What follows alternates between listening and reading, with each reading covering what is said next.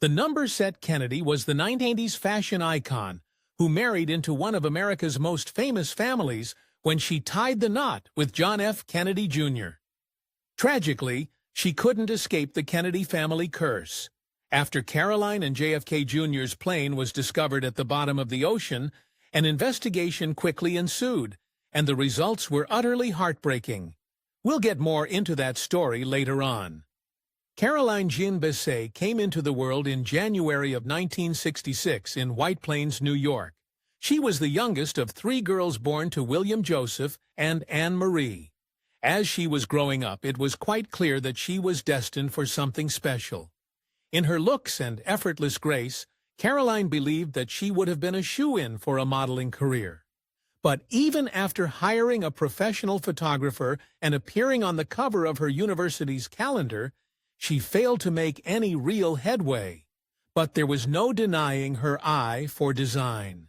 It was then that Caroline decided to take a big risk by starting at the bottom and working her way up, trusting in the process. She started her career working as a lowly saleswoman for Calvin Klein at the Chestnut Hill Mall. But it didn't take her long to prove that she was as stylish as she was shrewd. Within a few short years, she had clawed her way to the top, becoming the director of publicity for Calvin Klein in Manhattan. At this point, it was clear that Carolyn Bessette was quickly becoming something of an it girl. According to Brian Steele, an old friend of John F. Kennedy Jr., she was something of a woman about town prior to meeting her future husband. He said that she was a club girl and she dated a lot of people. Caroline certainly rubbed shoulders with the right people and knew how to have fun.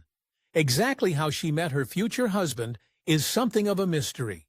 The best sources claim that she met the son of the 35th President of the United States at Calvin Klein. All we know for sure is that their paths first crossed in 1992, and we only know that because of the drama that ensued. When the two of them saw each other, there was an undeniable connection and an obvious pattern. JFK Jr. was, at the time, dating the actress Daryl Hannah. It's not entirely clear what transpired over the next few years, but the chance encounter changed Caroline's life forever. In the biography, Once Upon a Time, The Captivating Life of Carolyn Bessette Kennedy, some scandalous details came to light. According to the book, the young couple started their relationship almost immediately after they first met. Publicly, JFK Jr. maintained his relationship with Hannah until 1990. According to some accounts, the fashion icon was a manipulative, gold-digging social climber. According to others, she had simply fallen in love with the wrong man. Either way, she knew what she wanted. Hot off the heels of his breakup from Hannah in 1994, Caroline expected JFK Jr. to commit to her fully. The couple dated on and off for years, and even though they kept coming back to each other, it wasn't a perfect relationship by any means. Apparently, Caroline hounded JFK Jr. to introduce her to his mother, the glamorous and iconic Jackie Kennedy. Sadly, his mother passed away in May of 1994, before Caroline had the chance to finally meet her. This would have been devastating for the young couple, especially considering how much Jackie's approval would have meant for their relationship. And this was not the only bump in the road.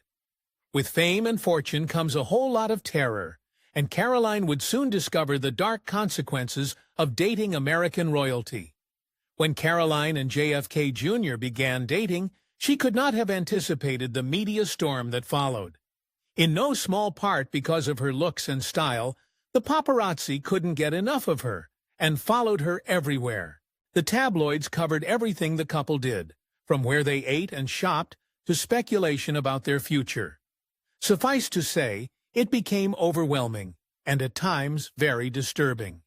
The fashionista moved into her boyfriend's Tribeca apartment in mid-1995.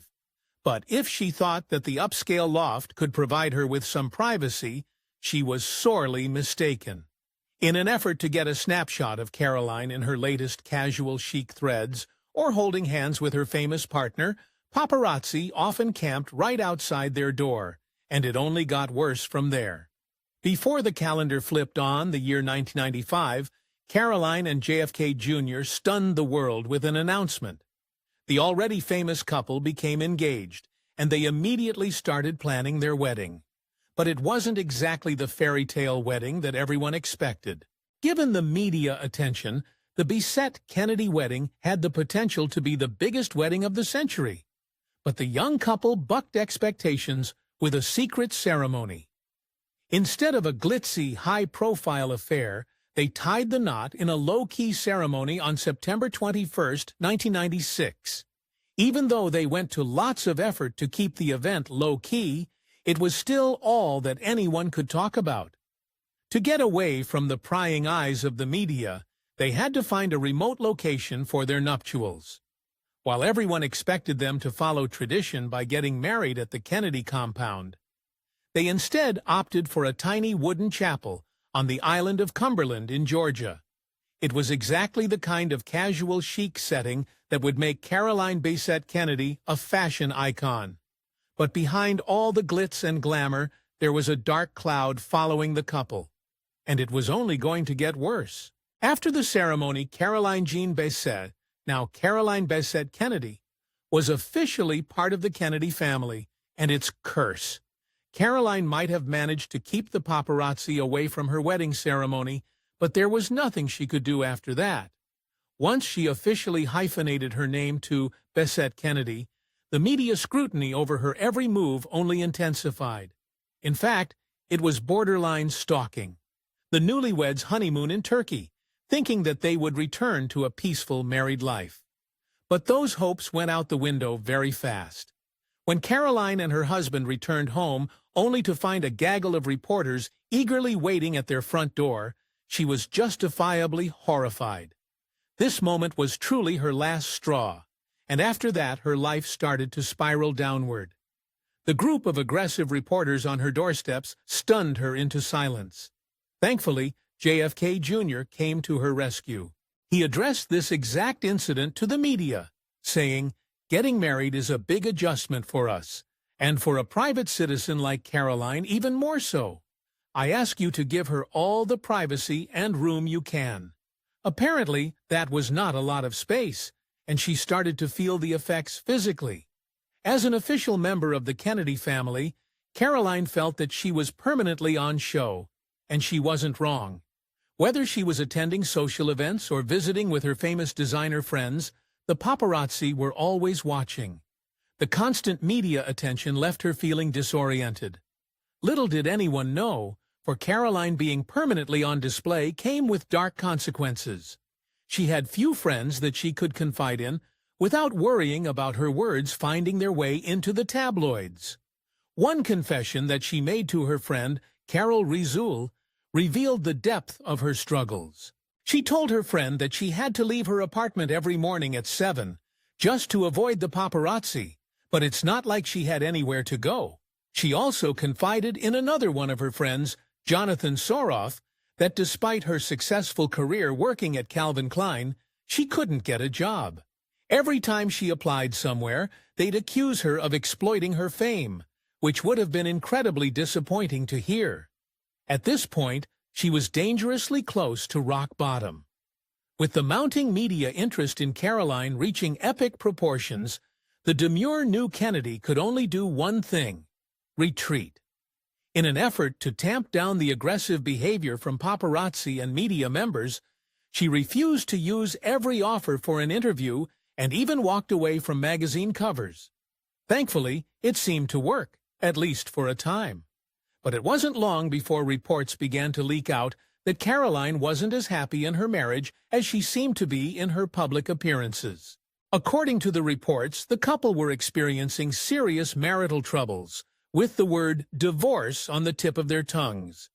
But Caroline had every reason to be unhappy. The reports of trouble in paradise weren't just idle speculation. The two of them were facing serious differences. For one, Caroline didn't want to start a family, and her husband did.